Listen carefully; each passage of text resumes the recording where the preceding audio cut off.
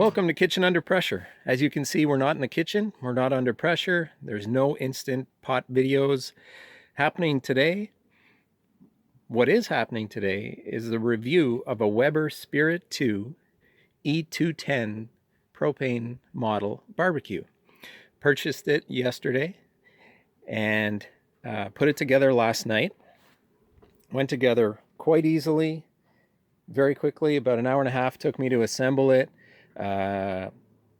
Great instructions. They scored an A+ on that part of it. Everything fit properly. Didn't have to make things work. It all went together quite well.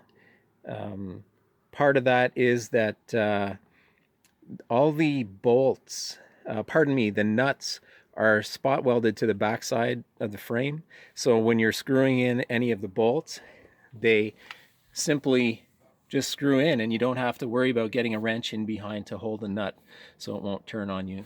So that worked pretty good. A little storage area down there. So let me start at the top.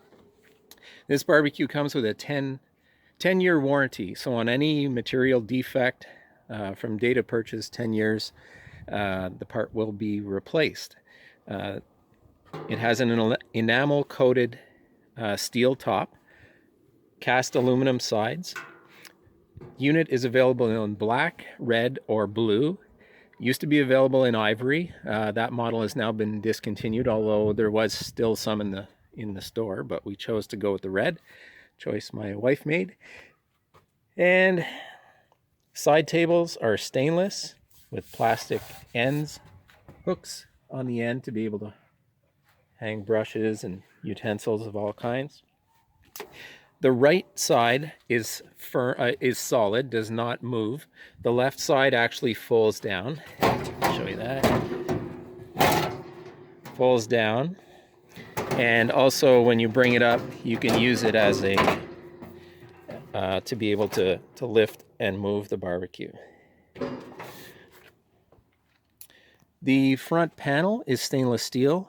You've got your electronic igniter, low, medium, high. Starting mechanism is here on the left. You use the left burner, to start. Down below we've got, like I said, nice steel frame, very solid. Plastic wheels. Not a lot of plastic on this unit, just the ends of the tables, the knobs, the handle, feet, and wheels. The rest is all steel, aluminum, or stainless.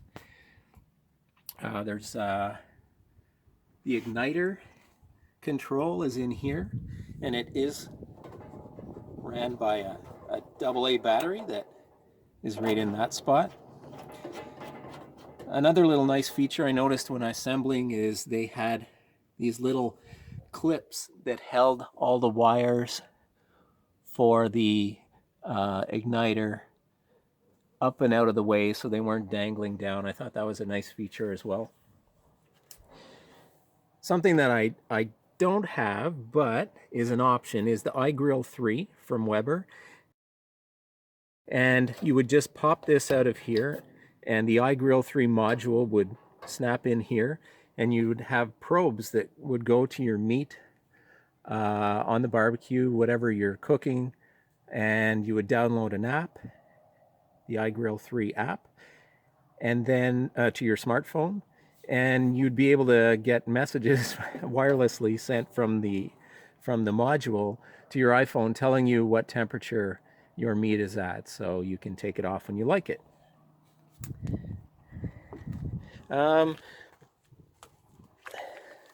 Another thing here that they have, which is kind of a neat idea. Don't know how well it's really going to work, but it's kind of a weight thing for your propane. So when your tank is full, the red spot, the red bar is reading at full. And as your tank gets emptier and it gets lighter, it moves up. I'm just going to push it up, and you'll see that the red mark is now down at the empty spot. So the problem with this design is that they added these little bumpers in here to keep the tank away from the steel frame. But those little bumpers are right at the weld seam that is on the barbecue tank. Barbecue tanks are put together in 2 pieces and seam welded here. There is a bump there that's probably almost 1/8 of an inch high. And those little bumpers are right at that spot. So I don't know. So the other thing that I thought was really, really a good idea is the fact they have gone with the rubber hose, typical rubber hose, but to this point where there is a union mounted on the steel frame, and then from there on it's a corrugated hose, and the corrugated hose is obviously metal. So where the heat is most intense up in here, you know, less likely for any melting issues with a rubber hose. So I thought that was really good design. There's a little glimpse of the back, not much to see back here. So if we come back to the front, open it up, we've got our warming rack in the back. The grills are enamel coated. They can be flipped either side. One side is like a V shape and the other side is more flat. They don't really say which one to use, although it seems to me that from the videos I've looked at, everybody seems to be using the flat side. So that's the one I'm going to go with. Makes kind of sense to me. Then we have the flavorizing bars, or I think they call them that, something like that, flavor bars, over top of the burner. There's another burner here, another flavorizer bar, another flavorizer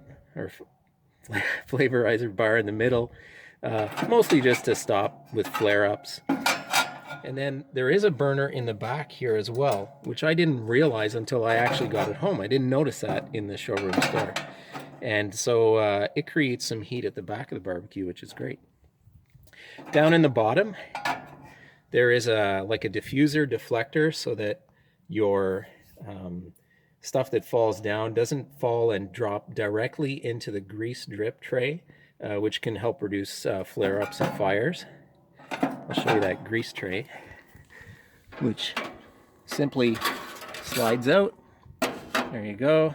It's your typical Weber aluminum trays that can be purchased in, I think they come in 6-packs. All right, so we'll put that back. So there's the burner, all cast aluminum in here. Cover that back up. The igniter is down in, just right in here, and you can hear it. We didn't need a really big barbecue here. Because this side folds down, it kind of slides into a corner quite easily. And I think it's going to be just fine for what we need. I'd definitely give it an A. The only thing I don't like is really that tank holder on the side, but you know, it could be worse, I guess. And I guess we'll try cooking. 350. And I'm basically almost on low. And that's the setting.